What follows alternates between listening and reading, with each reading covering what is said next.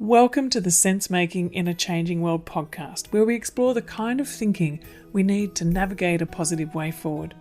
I'm your host, Morag, permaculture educator and global ambassador, filmmaker, eco-villager, food forester, mother, practivist, and all-round lover of thinking, communicating, and acting regeneratively. For a long time, it's been clear to me that to shift trajectory to a thriving one-planet way of life, we first need to shift our thinking. The way we perceive ourselves in relation to nature, self, and community is the core. So this is true now more than ever, and even the way change is changing. Unprecedented changes are happening all around us at a rapid pace. So how do we make sense of this? To know which way to turn, to know what action to focus on, so our efforts are worthwhile and nourishing and are working towards resilience, regeneration, and reconnection. What better way to make sense than to join together with others in open, generative conversation? In this podcast, I'll share conversations with my friends and colleagues, people who inspire and challenge me in their ways of thinking, connecting, and acting. These wonderful people are thinkers, doers, activists, scholars, writers, leaders, farmers, educators, people whose work informs permaculture and spark the imagination of what a post-COVID, climate-resilient, socially just future could look like. Their ideas and projects help us to make sense in this changing world, to compost and digest the ideas, and to nurture the fertile ground for new ideas, connections, and actions. Together we'll open up conversations in the world of permaculture design, regenerative thinking, community action, earth repair, eco-literacy, and much more. I can't wait to share these conversations with you. Over the last 3 decades of personally making sense of the multiple crises we face, I always return to the practical and positive world of permaculture, with its ethics of earth care, people care, and fair share.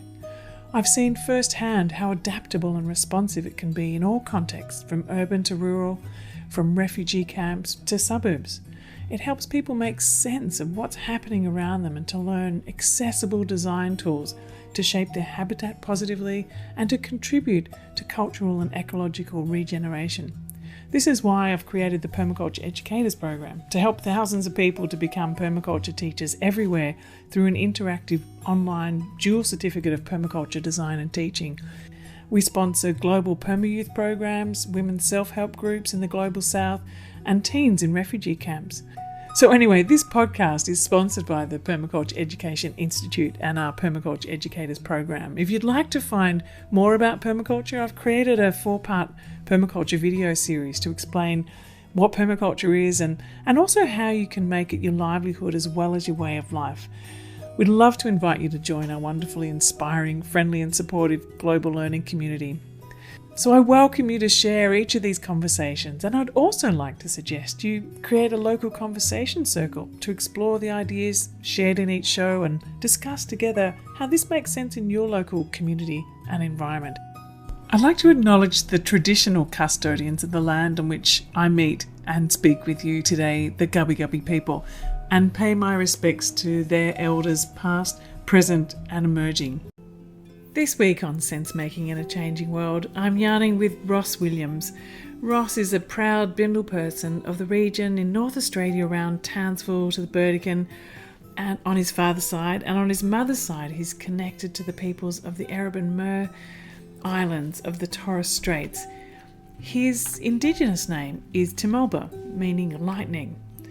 Ross has over 40 years working with traditional owner groups, elders, leaders, government groups, non-government groups, environmental, social, cultural, economic and planning groups. He's facilitated the statewide First Nations Futures program for the Great Barrier Reef. He's been involved in Environmental Australia's Reconciliation Action Plan, and he's co-leading Future Dreaming Australia with Professor Mary Graham and Michelle Maloney. And Ross and I are part of a group called Regenerative Songlines Australia, which is an Indigenous-led nationwide network here in Australia connecting regenerative projects and practitioners. And when I started to hear about the work that Ross has been doing, I was so incredibly inspired, and so I'm delighted that he joined me today on this podcast. He's a humble and gentle man and deeply inspiring, and I hope you enjoy this conversation just as much as I did, and I'm really hoping that we can keep these conversations going. Thanks for being here today. So thank you so much for joining me on the show today, Ross. It's an absolute delight to have you here. We were chatting the other day at the Ayla House, the Australian Earth Laws Alliance House in Brisbane, about redesigning the gardens there. But I invited you onto the show after hearing you speak at the launch of the Regenerative Songlines Australia event, an organisation that we're both part of. There were so many things that you said there that just I wanted to learn so much more about, and I know that so many people who are listening to this show will just be fascinated about. You were talking about things like, about songlines and music, and then the unseen and unlearning. And when I read your bio, you were talking about sharing with people to deepen understanding about First Nations knowledge through a First Nations lens, using First Nations narratives. And I would just love to spend hours talking to you about this. There's so much to learn. But maybe we could just start with a little bit about where you're from, and where's your country, and where you are situated now too. Yeah, thanks, Morag. My name's Ross Williams, and obviously because you introduced me as that, and but my traditional name is Timmulba. Means lightning. My mob is they're from the Bindal and in the Townsville region, from just a little bit north of Townsville, all the way through to Mount Elliott and down into the Burdekin. And within that group, there's roughly around 12 different clans all up that we identify with. And so Wutamuli is what we say is it's hello. I think that's really important as a bit of an introduction. And Wutamuli is a language word that we use for not only welcome, but we also hello and see you later and all the other things in between. So it's a greeting, if you like. I now live in Brisbane, or Mirigen or Meanjin, I should say, for the better pronunciation, is the land of the Turrbal and the Yagara people. So special acknowledgement to those as well. And thank you for bringing us on and having a conversation. Thanks. And I'd also like just to acknowledge too that I'm sitting here on Gubbi Gubbi land, or Cubby Cubby. I'm never quite sure which one I'm meant to say, and I wonder whether you can help me with that, because it seems like both. Yeah, some ends say some and some say the other. So it's very interesting, and depending on the group who's says or interprets it as such, I follow the suit. So, if I'm with mobbing up there that say Cubby Cubby, then I'll go with that. And if they say Gubby Gubby, I'll go with that. Yeah. So it's a universal thing. But it's still, I guess the double pronunciation of the word is the key. Is there's many people. Yeah. And I think that that's really interesting too when we look at Australia. Australia wasn't one country. Maybe we could start there. Australia was many nations. Yeah, it was roughly around about 250 nations all up, and around about 650 different languages or different dialects, if you like. So there's this perception that we were one nation, but we're actually only one continent, and on that continent is many nations, and those nations all had different governance structures and laws and responsibilities for each of those particular areas, like a local government, if you like, but with different nations rather than different locations in terms of the one peoples. So, and I think what you said, what Mary talks about too, Mary Graham, Professor Mary Graham, she talks about there being, you might have all of those, but there's no one higher authority over the top of those, which is different from the local government. There's not like a state government level and there's no federal government level. They all are just nations in and of themselves, aren't they? That's right, exactly right. And we don't have any hierarchy as in the context of local government or federal government. We don't have that elected process, and we don't have any of the I guess the inconsistencies that goes with that, and that I guess different levels of power and responsibility and policies and procedures of each of those levels of government. We don't have that, and we never have, and that's why it was a pretty well organised sort of society insofar as that, even though we have many nations, not one nation invaded another.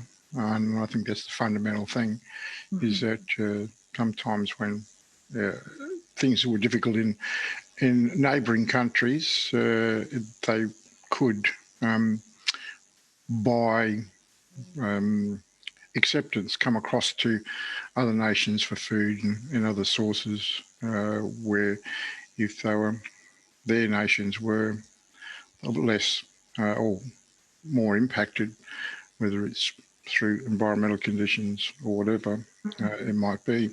So there was fighting on the land, but not over the land. I think that's the fundamental thing. I know if you have a look at really different, yeah. Yeah, and if you have a look at the world generally, I mean, the only way conflicts has always started is invasion. You invade somebody else's country. We don't do that. We never have. So I think that's a fundamental difference about. Why do you think that is? What is different about how you're organised and how the nations communicated between one another that was not a thing? That's huge. Yeah, it's massive. And if you look at nations across the planet, there's variations in the way people operate, but generally you have different, and this is learnt over thousands and thousands and thousands of years. So I think if you're talking about 110,000 or 60,000, it took a while to get it right, I would assume. And once the adaptation between the groups and between the environment, and then the environment ruled. So it was a fundamental first law. And once that law was understood and the obligations were there with that law, you could live quite comfortably within the existing structure. So each of those nations had different responsibilities, had different things for trading, had different food sources, water courses and food sources. If you look at the biodiversity across Australia, there's a replication there around Indigenous landscapes as well, and around the country, if you like. So, and there's not to say that those boundaries didn't move at some stage. It's not a fixed boundary, it's a fluid boundary. And some groups might have then eventually, over time, merged into each other, and those boundaries have become fluid depending on food sources, water sources, and so forth.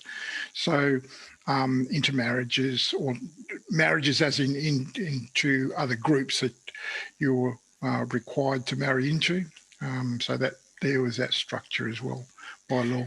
So you're saying that the ecology was the key, the ecological system was the key, and so that in a way the boundaries of the nation was the boundaries of that ecosystem, or that.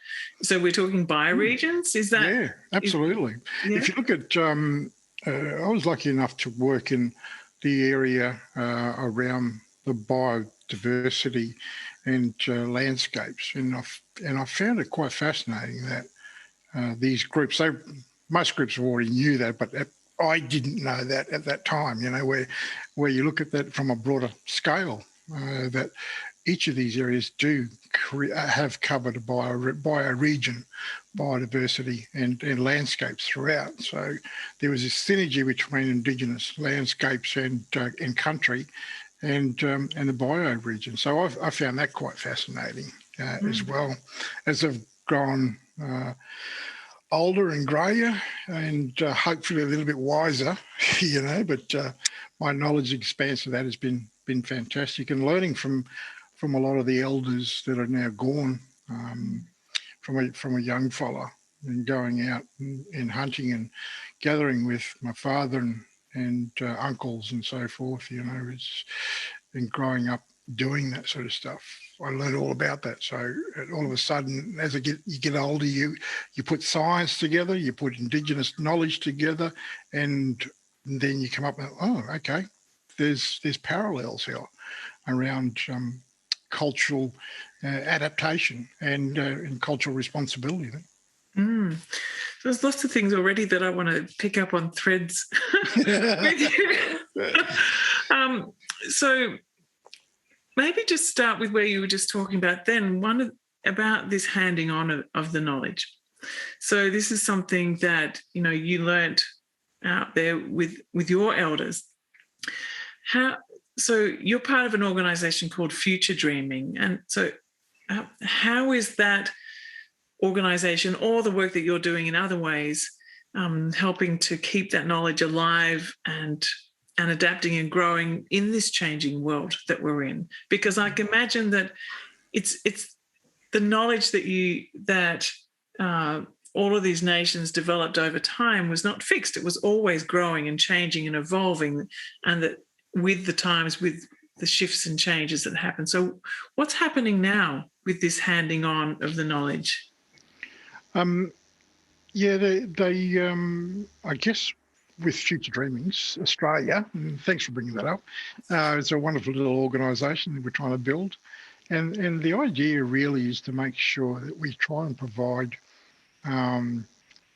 Australia and more broadly and internationally, if people want to understand a little bit about the landscape and how we interact with the landscape, not only historically, but in the present day, and those activities and what we do now are very fluid, but also purpose-built. So Future Dreamers Australia is really designed to make sure that we educate or provide information for people to go out and rethink what they've learned. And a lot of people learn by books and programs and that sort of type stuff. But as I said the other day, is really about, you've got to unlearn what you think you know, and then reapply some additional knowledge. And that knowledge it's very much like permaculture. Permaculture has a lot of things. It's a modern invention, if I could be so rude, is to say permaculture is just the modern version of the way we watched and looked after land and how the land provided and everything along those sort of lines. That's not rude, Ross. That's actually a huge honour that you say that. Yeah, but it's so true. Look, there's some divides where we start to separate in terms of pathway around permaculture as it's identified. It's really about agriculture and water harvesting and things like that. We don't do that sort of type stuff. We never have. Opportunists, sort of, so to speak. We would do. The environment provided for all those things, whether it's water or whether it's even just flour for food and things like that, and knowing where to find all that stuff. So nature provided it, so we didn't have to grow it in large portions. So, and because we didn't have large groups, and like I said, in my geographical location, we have 12 different clans, so we didn't then impact massively on a particular location, whether it's on the coast or whether it's on the river or back into the mountains. So the seasonal opportunities, and those are the type of things, where, and it's a real modern day way of the extension of Aboriginal culture and the way we used to do things. And in some places we still do. Yeah. Yeah. So a couple of things there that I want. I keep getting to these bifurcation points and think, which way should I go here? So one question I want to ask you about, well, where is it that it's still happening like that? Let's just go that way. Yeah. Yeah. So where is it that you're seeing? There's a lot of semi-subsistence lifestyle, particularly in regional and remote areas. I think that's one of the things that Australia doesn't know about. And even the language map, talking language, and where English is the fifth, third, fourth and fifth language. You've got places like in remote communities, particularly across the north, where a lot of the semi-subsistence lifestyle, whether they're dependent on sea resources or inland and vegetation and types of fruits and berries and so forth, are quite heavy. And the problem is that it becomes a supplement of Western style foods, processed foods. And that's why we had the medical issues and complications in terms of that sort of health-wise and the health statistics of Indigenous people. Then you got people, groups like in Arnhem Land and Northern Territory and parts of WA, where their diet is pretty heavily reliant on bush tucker, for the want of a better word. So, and that bush tucker and bush medicines are critical. It's the pharmacy, it's the food source, if you like, and they still use it. So when you said bush tucker, so to speak, is there a better word to be using? Just food. Aboriginal food or Australian food, it's really Australian food. Yeah. It's as simple as that. And somebody has to put a brand on it, say bush tucker. Well, it comes from the bush and it might be tucker. But it's not necessarily always from the bush either. No, it isn't. That's right. Yeah. So it's just food from our perspective. It's food has a finite. Is a finite resource, and that's how we've always treated it. So even though it might look plentiful at a given time, it doesn't always stay that way. Very much like the environment. It has its seasons and its movements and behaviours and patterns, whether it's drought or whatever. We've always had that here, so we've had to culturally and socially adapt to I think the key thing that what you were saying before about Australian food is that it's very much reliant on the ecosystems being intact. Absolutely. And that it's not you're not farming, the food is everywhere when the ecosystem is intact. And I think this is where, in a way, my perception of permaculture aligns as well, that it's very much about creating forage gardens and food forests and compressing the footprint of humans as much so that the restoration of the ecosystems can be the main work that we're doing. That in actual fact, the main work of permaculture is ecosystems restoration. So, so I think that. How would you like to see that move forward? The restoration of Aboriginal food, of local food in Australia? I think one of the biggest things is the aggressive behaviour, the arrogant behaviour of colonisation in terms of its belief in its control over the environment and therefore its destruction. And you're absolutely right. I mean, the environment and all these foods are very dependent on each other from an environmental point of view, but also from a landscape point of view. You start to interfere with certain landscapes. You take out trees, you then take out species with those trees, and then depend on other species, and other species depend on them.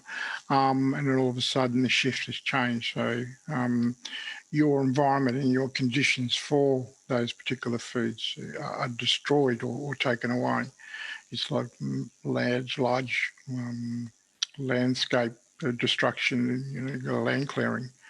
The massive amounts of trees are taken away. It's even like the fires in New South Wales and in Victoria. It's those fires have changed the landscape in terms of the eucalyptus forest coming forward, and it's all changed all the matrix of the landscape. So all of a sudden you've got a very higher fire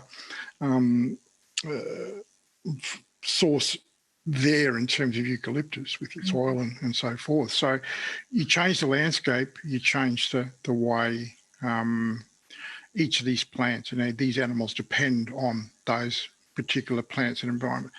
The other thing is that a lot of, so like birds and so forth that once taken out of the environment or not allowed to come back because of habitat trees not there no more, it changes everything. So they depend on seeds and so forth, and we depend on them dispersing seeds. Those type of things. People get angry about possums. I mentioned that the other day. But they don't understand that possums, when they go from tree to tree in blossom time, they're actually doing wonderful things for us. They're making sure that we're passing on those seeds and they're spreading it like the bees. It's the exact same thing. Once we start to understand what our environment does and how the synergies are, then we start to then understand that we're a part of the environment. We keep on saying that we dominate the environment. That's not it. And the planet as it is now is becoming so self-destructive by the me movement rather than the we. It's we're on the precipice, and some of the scientists are saying that we're over that tipping point. Sadly, I think they're pretty close to being right, because we read the land, and I speak to people in North America and in Canada about the behaviours and climate and the way animals and birds are changing. But when we live in a bubble, like we do, like the majority of Australians and others in the society live in a bubble, unless that bubble's affected, then they don't give, true fruits, so to speak. But we can see the broader picture of what's going on in terms of our planet. So, yeah, it does affect it, and the environment and environmental change does affect it. But at some stage, we're going to have to wake up. We can't, in Australia, for instance, produce food for 85 million people.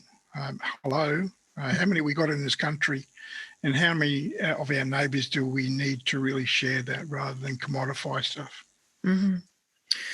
So, gosh, we have we have to take a big, like, I feel like I need to take a big deep breath in there, because that's the reality of the situation, and we can't turn away from it. We have to face it head on and really work out how we can all be working together to be learning the most important lessons that we need to learn at this time to move forward. And I wonder whether you were talking about songlines the other day. Yep. And I wonder if you could just talk a little bit about songlines, particularly around like maybe describing what actually they are and how it relates to the food system and water, and is there a key within that in terms of regeneration?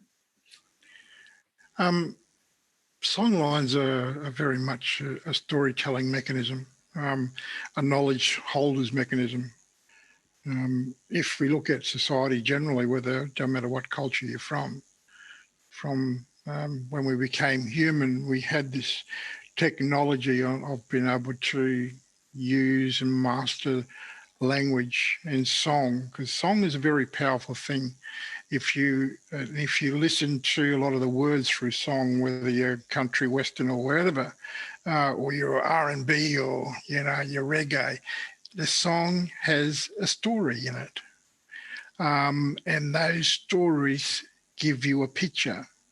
If you know what those words are and you understand those words, you sing it out loud, you think, oh, okay.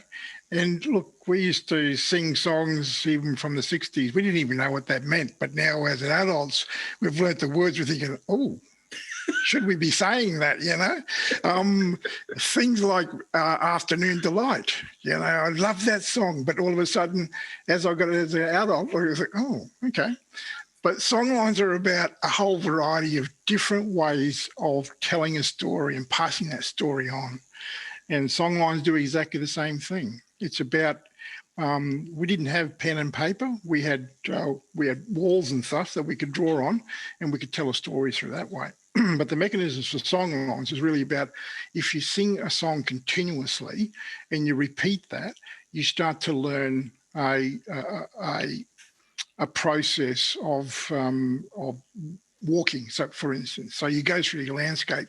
So that song would say, you walk a certain way and you go this way. This is the track that'll lead you past that grass or those trees. It'll lead you to a water hole, where that might be a permanent water hole is always there, or that be ready for that season. Or then it'll take you through to different pathways through your country. And it'll also extend beyond that, because other neighbouring clans and groups would also then take up that songline. So you could sing that song to the young people and they knew exactly where that landscape was. So that big tree over there on that hill, you go left there, 500 metres, there'll be the water. And then if you hear them birds singing, them little birds by the waterway, there's water there. Or you go into an area where you see the massive big gum trees in a creek bed, but it's dry. But that songline can tell you, just stop being lazy, dig about 5 feet down, you'll get water, that type of stuff. Sorry, go ahead. It's a creative way of actually telling a variety of different stories for survival. Mm-hmm. As well as storylines, and we used to be able to sing scary songs too, but make them kids stay in the camp, that type of stuff. So it's a wonderful thing, and so is dance. And dance does exactly the same thing. So you can dance a story, but those songlines are really important. And a lot of people in my country. And I've realised in other parts of the country as well, because we rely a lot on the stars. So astronomy is huge. My mob, the Bindle mob, we are the sky people. So we knew where those landscapes were from the sky, and that would then be created into a songline. So we would find that pathway the next day. It's like a falling star. If the falling star fell a certain way, and one mob saw it, or a person saw it, then we'd know that there'd be trouble over that way. So we wouldn't go that way the next day. So there's a whole variety of ways of being able to. It's like Halley's Comet. For us, that was the big spirit coming to visit. So and for us, that spirit is a big spirit. So we knew that spirit was almost like the creator, but it was a spirit being coming to look over us and look after us, during that period. And even though the Halley's Comet would go through every 80-something years and pass over the sky over a couple of months, to us, and we've still got it in our paintings and stuff on our walls, and all that type of stuff, stars and planets and moon and sun. It's all navigational aids. Someone once told me, a friend from around the Port Macquarie area, the Gambungi area, he was telling me about, what did he say, that originally you're from the stars. That's part of the dreaming. Is that right? Did I get that right? Some groups are from the stars. I could never work out when I still do artwork. I could never work out why I was always drawing spirit beings from the sky, and it sort of, I guess, eventually dawned on me even as a young fellow. I used to love doodling, these spirit beings. I didn't know what I was doing. I just thought they were pretty cool. It turns out, after a little while, family said, yeah, we are the sky people. And it's really important to understand that. Some people believe that we come from the sky and we come from the stars. It's not to say we don't. We come from somewhere. But, as far as I know, we come from carbon dust, and from carbon dust we'll go back to. Mm-hmm. So that's the energy. Yeah. So dark matter. Dark matter then? It's a bit of a play on words. I've always liked the word dark matter because dark matter is, well, hypothetically, it's matter in our whole planetary system.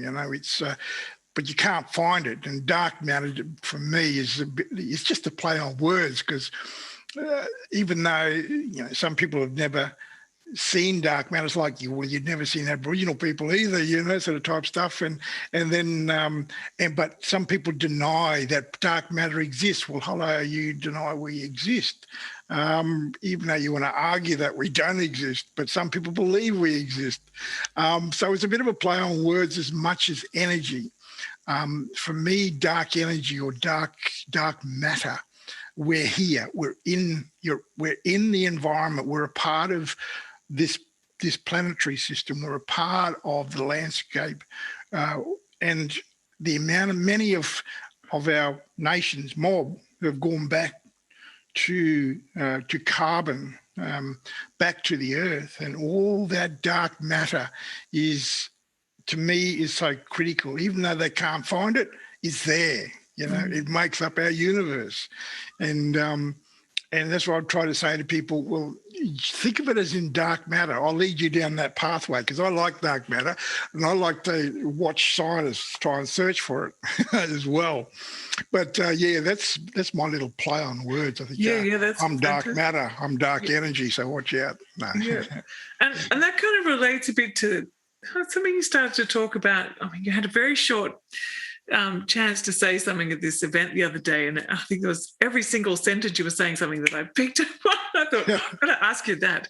So you talked about the unseen, and what can you talk a bit more about that? Because I've just been recently spending a lot of time with a woman called Nora Bateson, who's a systems thinker. Her father's Gregory Bates, and a lot of systems thinking, and generations of that coming forward. And she has this new theory that she's just put out into the world, and it's all about the power of the unseen and how that's where basically everything that really matters is sitting, and what comes from that is in the relationality of what's in that unseen layer. And I'm just starting to understand what she's saying, and I would love to hear what your take on the unseen, and that's why I guess I was asking about the dark matter too, because it's all parts of the universe that we are not kind of just right in front of us, right there at the time. Yeah, it's things that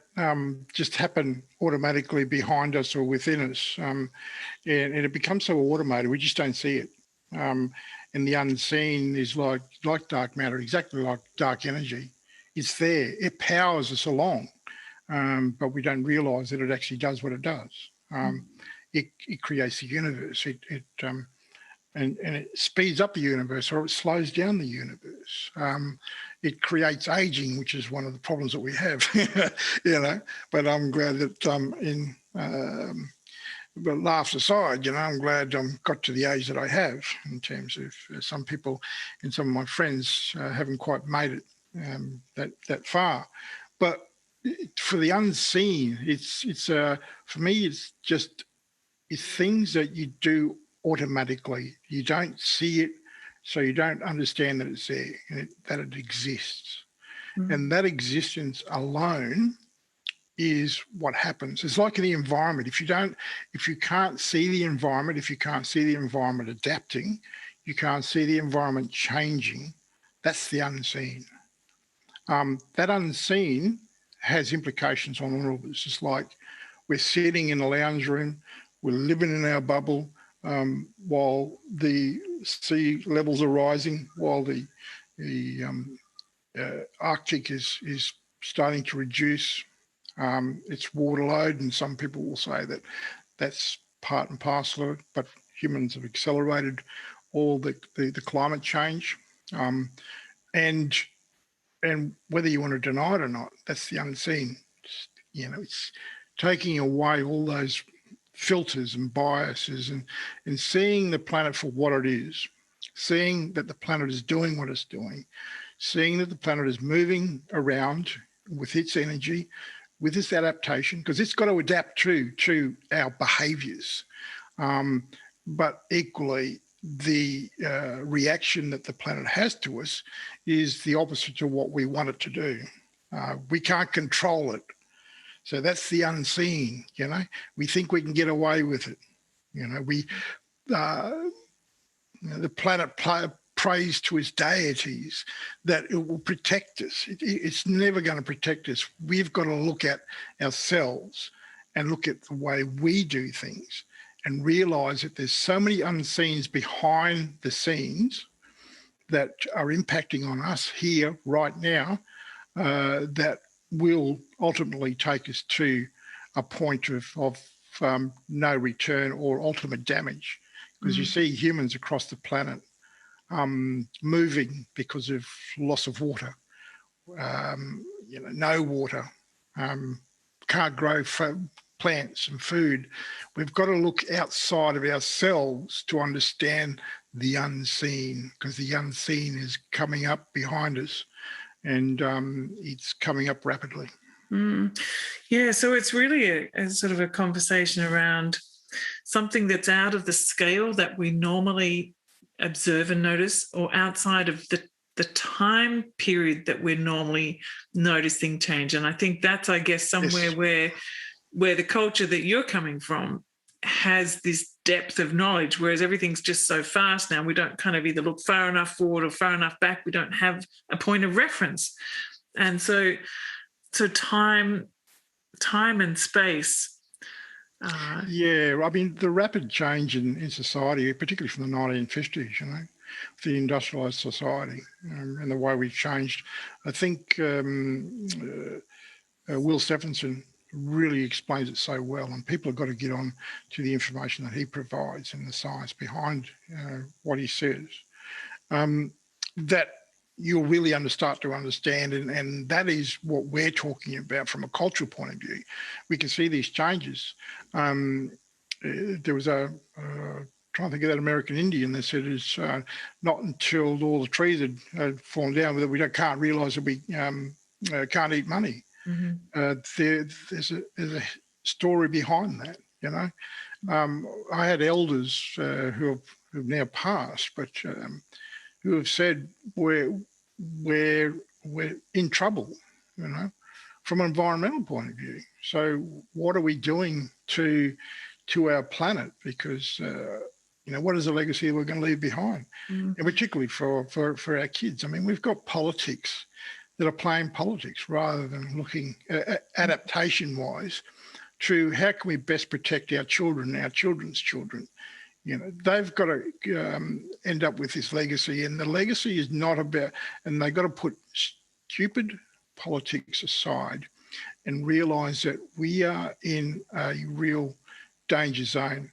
And just because the next nation over the road doesn't do anything, therefore it doesn't justify why you shouldn't be doing anything as a government or as a nation.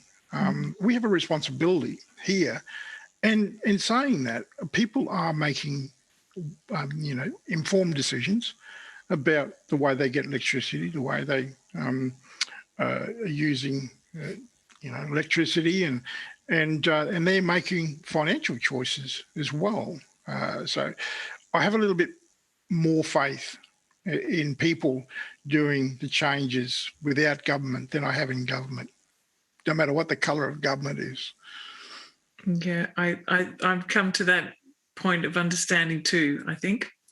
I keep getting to the point thinking maybe, maybe someone like you or, people should like be stepping up and being the leaders. We'll find an alternative parliament. But then actually it's the broad myceliating network of people who have the strength, and which is more the kind of governance that you had before, which is where the actual power lies, with the people power. But we just need to get change happening. And so I wonder, coming back to a conversation way back earlier with us, talking about the songlines again. So the songlines were describing, as you were saying, certain waterholes or pathways. So the landscape has been so completely destroyed and changed and altered since, those songlines were first sung. And I know that they changed over time as ecosystems change, but with this rapid change of the environment that exists here in Australia, how have the songlines been able to maintain integrity or adapt and change, or where are new songlines forming, and how does that even work? Songlines will continue to change. There was quite a number of different songlines, and there's a lot of songlines that are continuing as well, even though some of the destruction of those landscapes or that waterhole doesn't exist. It still says that there was a waterhole there. Songlines can always will change, and with your environment. And some of the songlines are pretty much fixed in terms of, the coastal regions or the river systems and so forth. And some of those river systems have been changed as well, but the songlines stay the same. Even if they introduce dams across some of those waterholes where those songlines are a part of the creation for some people as well. So those rivers were created by the creating being. And so even though those might have been interfered with in terms of dams or weirs or whatever, the songline is still there. So the general principle of country still exists. There's, obviously, you've got the Juukan Gorge, which was destroyed recently. That would have a very strong songline, but over generations, no doubt in the future generations, it will tell of the Juukan Gorge, but it'll tell it in a different way. So it creates a new songline, even though the destruction there is still really important site for people, for their mob up there. And so what we do is change and adapt. So the songlines can change and adapt. So we mightn't be able to go, it's like down in Shoalwater Bay, north of Rocky. There's that, those traditional owners have been locked out of large portions. You can't go in there unless you want to be, shot, or you want to step on a landmine or whatever. But yet they can still, through the negotiations with the military, and I don't know whether they still do it, is go to country on the ocean side, so they can still enjoy to camp there, and then enjoy country as much as they can. So, but that's a part of their songline, goes out to the ocean. So songlines are a wonderful magic way of telling stories, and a wonderful way of then translating those stories over to others. And songline can then talk about the destruction of a location, and that songline can then, it tells a story to the next generation, and then that lives in memory. Yeah. So they stay alive by being constantly told and retold and adapted and changed over time. So yep. I wonder how many songline stories were interrupted. It's hard to say. And with colonisation and with the introduction of things like, smallpox and guns, that saw to the destruction of Indigenous people, so the destruction of songlines that went with it. there's a lot of groups now who are bringing back songlines, reintroducing songlines, or creating new songlines, and even coming back to language, speaking language. Is really important too for cultural identity. So you can create a wonderful new songline by going back out to country, understanding country, learning where country is, where the water holes are, where those creek beds are, where them different trees, where them plants, animals all are. So you can create a whole new songline. And that, I think, is the fun part.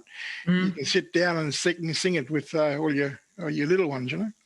I want to ask you about, there was something you were talking about the other day too, about non-Indigenous people becoming contemporary custodians.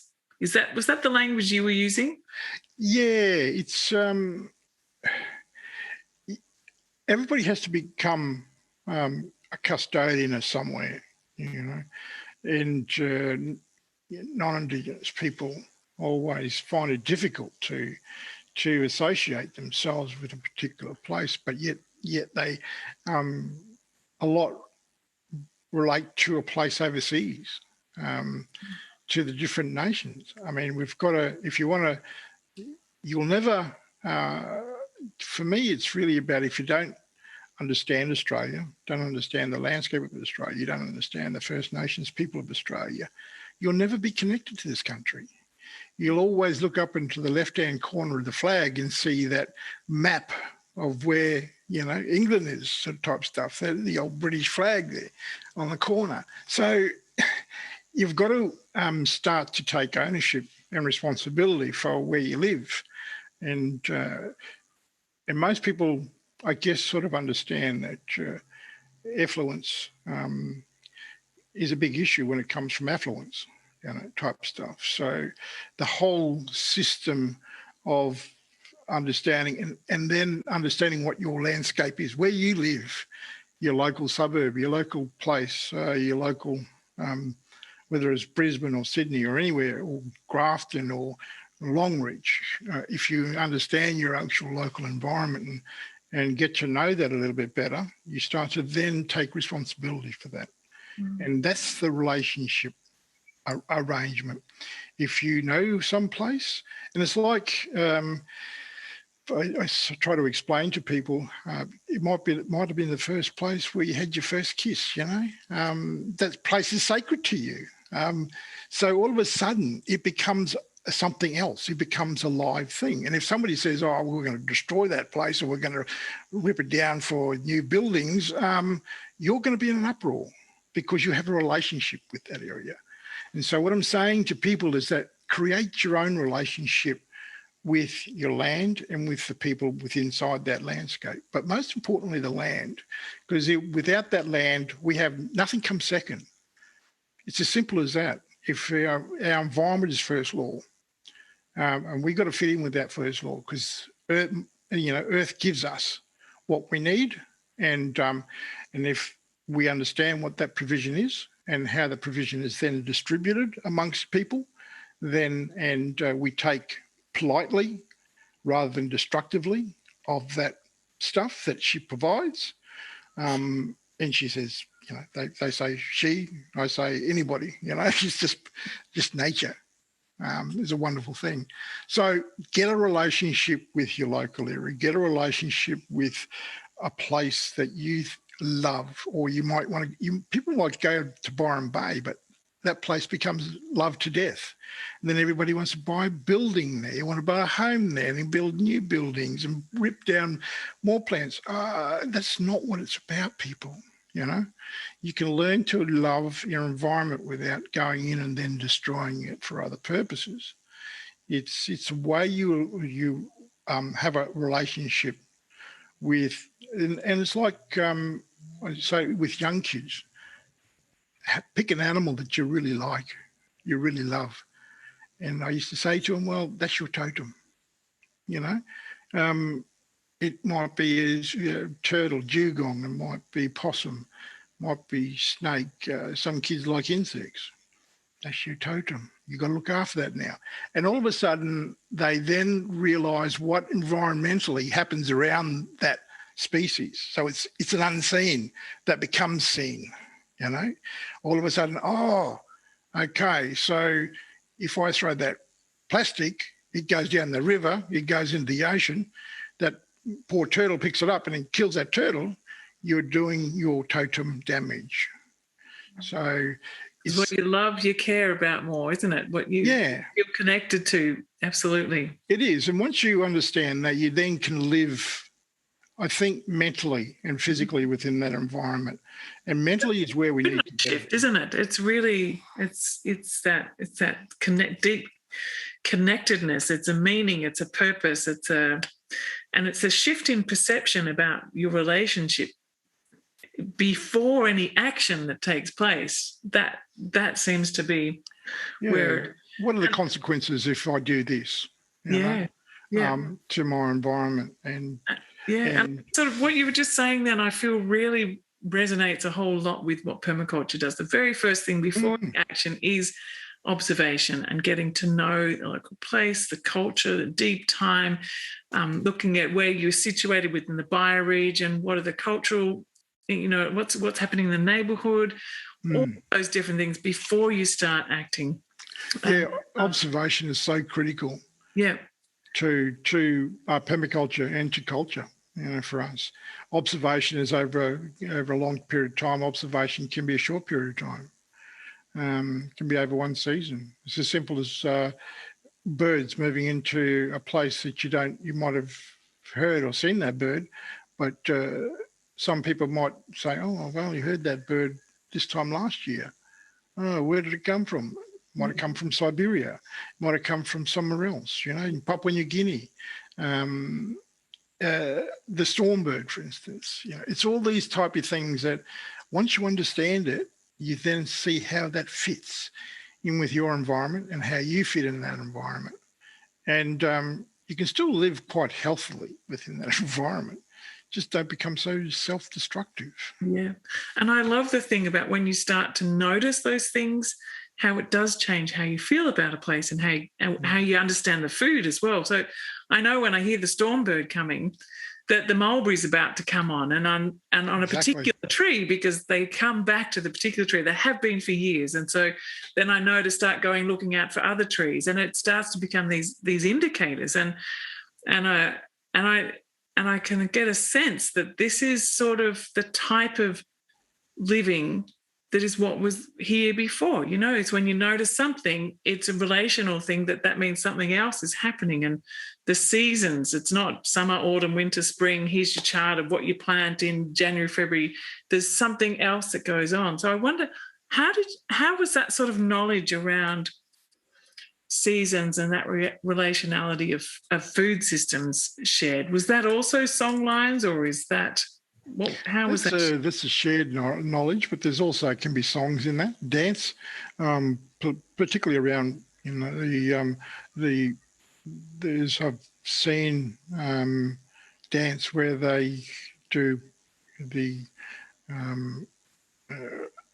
what it call it, the fish dance, for instance, that brings back the season, making sure that the barramundi dance, for instance. There's other sort of dances that bring on plants. And so for instance, different types of fish, stingray and diamond mullet, it all does exactly the same thing. There's increased ceremonies to make sure that it's plentiful for this time and next time around. There's certain ways of taking of foods and stuff, and knowing what to do with those bones, and making sure that it goes back to the proper place in terms of the earth, and how to make sure that song is then sung, that animal who gave its life for you is then sung back into the land. And so the spirit goes back in, and then it replenishes your environment. So there's all these types of different ways of communicating. Can be through stories and through historical aspects. So it's a wonderful way of learning a lot of lot of things, and you can't know everything, but I do know that there's certain songs around those wonderful opportunities for plants and animals to be plentiful next season. So it's called an increase ceremony, for instance. Yeah. So ceremony is something that we don't really have in contemporary Australian culture. You just go to the shop, That's right. stick it in a bag and bring it home. And then chuck it away. There's sort of, and without, maybe it's a complete loss of ceremony around this and relationality that has got us into this trouble that we are because of that disconnect in all cultures, I think. Yeah, these days it's like going into, and if there's no toilet paper, then you have a song and dance about there's no toilet paper, for the want of a better word. But you're absolutely right. And if you even look at the way England was, it's the same thing. From a cultural perspective, and Ireland from a cultural perspective, there's all these different ways of celebrating your different, supply of fish and food and all that type of stuff, the plentifulness of it by song and dance. The getting on the drums and having a good old sing-along, those are all parallels. And I think we forget, we don't exercise those parallels well enough, that there's so many synergies and there's so many parallels with non-Indigenous people that have moved too far away from the planet and from their own cultures. So they've lost any sense of cultural expression and cultural adaptation and moved so far away from the planet that it's, we can just destroy it for whatever sake it is, and that's for greed and for money. So we've lost touch with what we had and what we have. I'm lucky that I still have it. But at some stage, I don't know, into the future, whether it's going to still survive. And that cultural element and the importance of that. I think in our psyche, it'll always be there, but whether we can practice it because we don't have control, then that in itself is a difficult thing. Wow. So both of us are part of something called Regenerative Songlines. Yeah.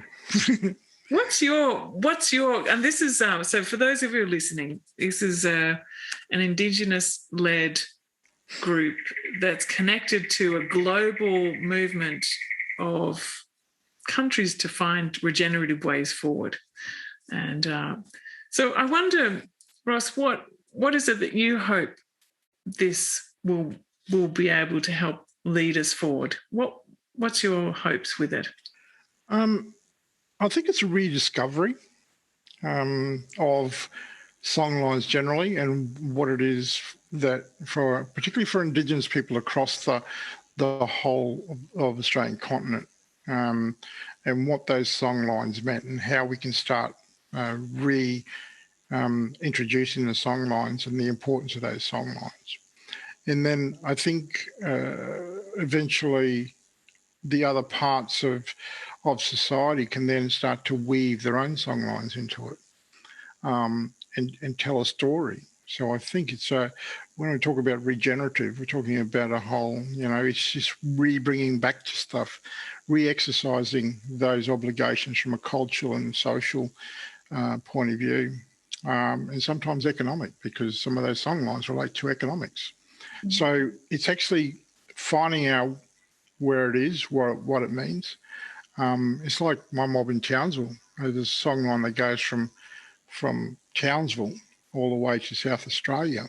That in itself tells you something. And I think I mentioned as well that when I was in Canada with the Haida Gwaii, the songline from there, which is south of Alaska, on the islands there, the songlines come across those oceans. And you're thinking, wow, the stories are so powerful in those songs. So I think we just need to be able to not only adapt, but we need to understand the landscape. And if people can then understand that landscape through song and dance, and bringing non-Indigenous people back to culturally where they were generations ago, as well. It was a common thing. But people think, oh, we never used to do that. Well, have a look at your history. Everyone's Indigenous at some point to somewhere. We all sung songs. Mm-hmm. We all sang for a reason. What do those songs mean? What are the words inside those songs? Mm. What do they say? It doesn't have to be about, even like country songs. They talk about country and riding horses up on the hills, and that becomes history, and that becomes songlines over generations. So I got the Bismarck. Yeah, I need to ask you, because it's from someone who's non-Indigenous.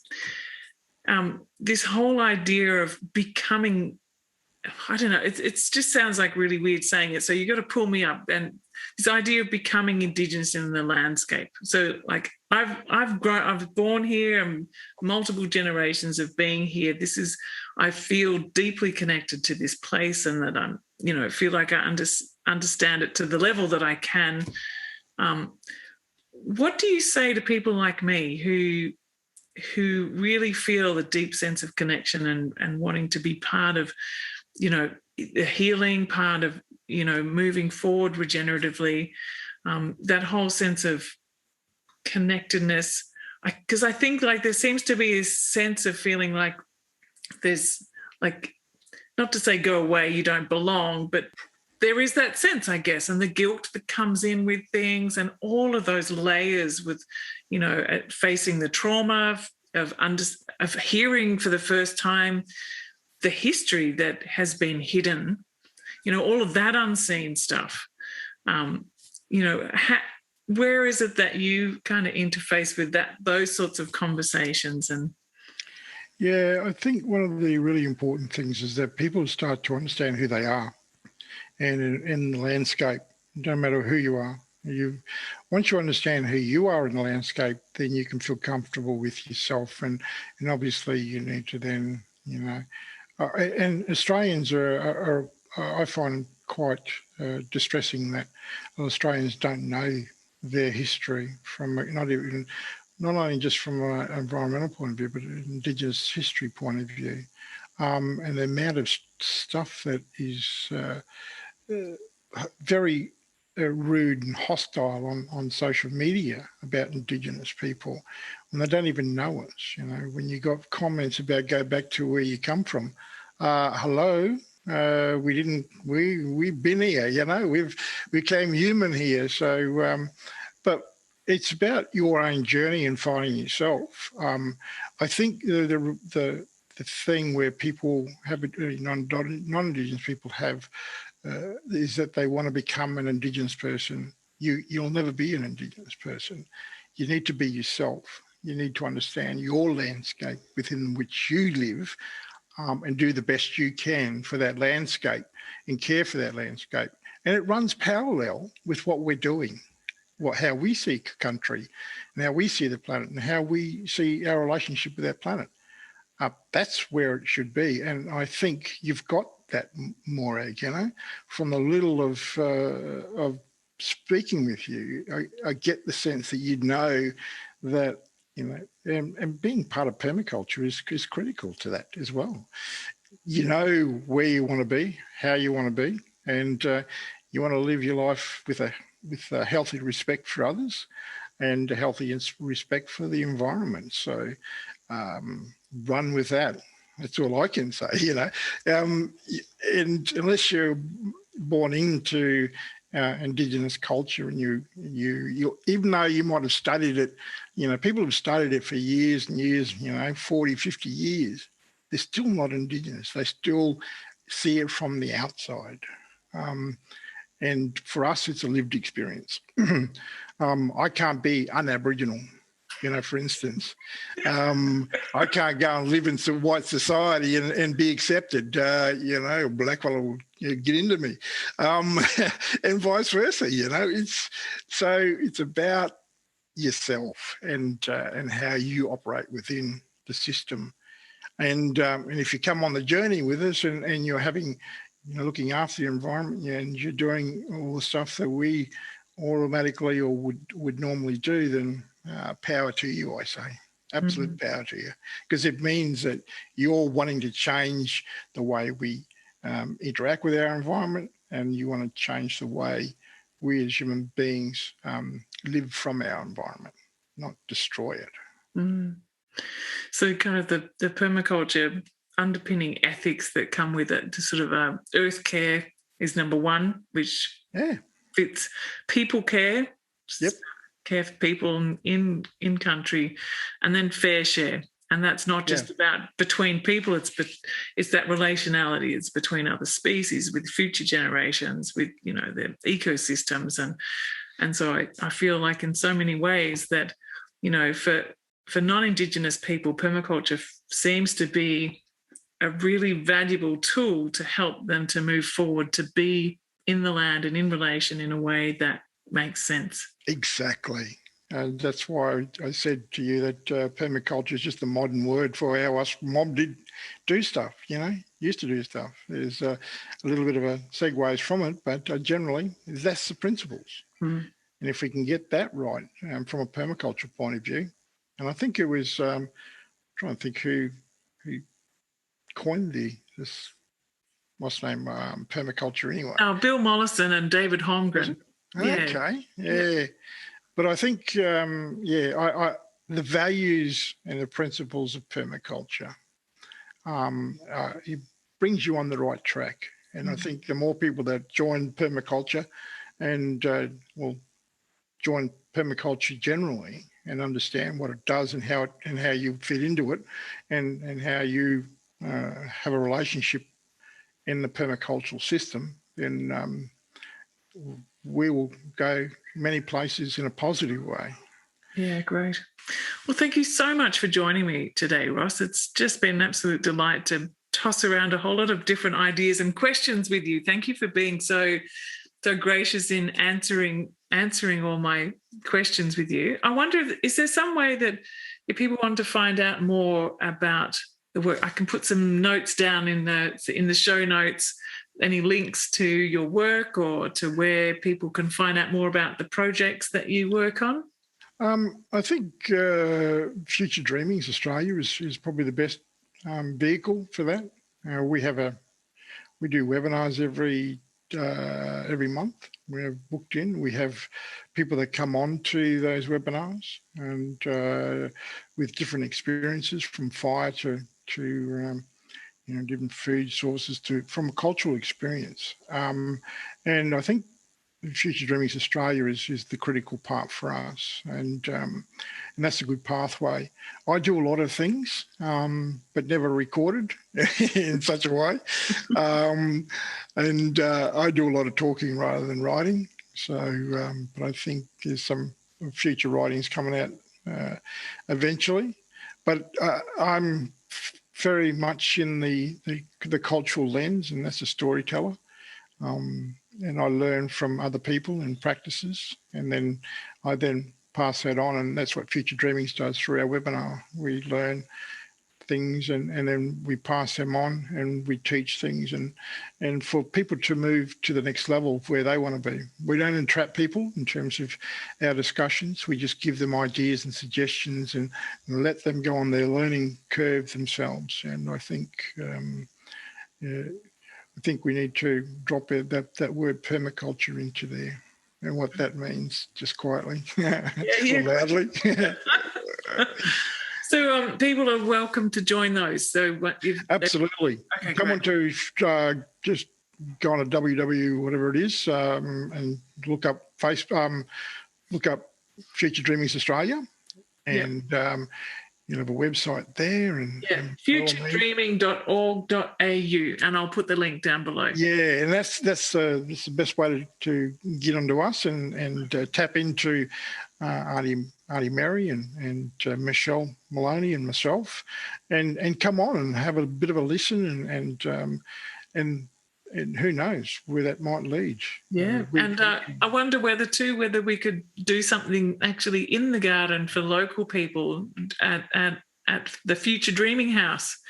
Yeah, absolutely. We were walking around the land together. For those of you listening, Ross and I were walking around a garden the other day, looking at how we can integrate some permaculture and Australian foods in the garden there, and maybe we could. Maybe there's something there that we could, something that I would love to learn more about personally would be more about different types of foods, how to prepare them, their qualities, maybe medicinal. Like, is that something that you've got knowledge of, or is there some people that you work with that have that knowledge? I would so love to learn that more, and I know that a lot of people listening here would also love that. Yeah, I've got a friend down in New South Wales that does medicinal stuff and turns plants like gumby and others into medicines, and also into and soaps and everything. It's good for your skin and just good for yourself generally, and healthy products as well. So, yeah, by all means, I'd have to put my thinking cap on, but there are people around. All right, I do little bits, and other people do lots of bits. So, different types of skills, require different types of techniques on preparing certain things. Like the gumby, which is a great medicine. Yeah. All right. Well, that's for another conversation at another time. Wonderful. Thank you again so much for joining me today. I look forward to catching up with you again soon. Absolutely. Thank you. Take care, Ross. Bye. So that's all for today. Thanks so much for joining me. If you'd like a copy of my top 10 books to read, click the link below, pop in your email, and I'll send it straight to you. You can also watch this interview over on my YouTube channel. I'll put the link below as well. And don't forget to subscribe, leave a comment, and if you've enjoyed it, please consider giving me a star rating. Believe it or not, the more people do this, the more podcast bots will discover this little podcast. So thanks again, and I'll see you again next week.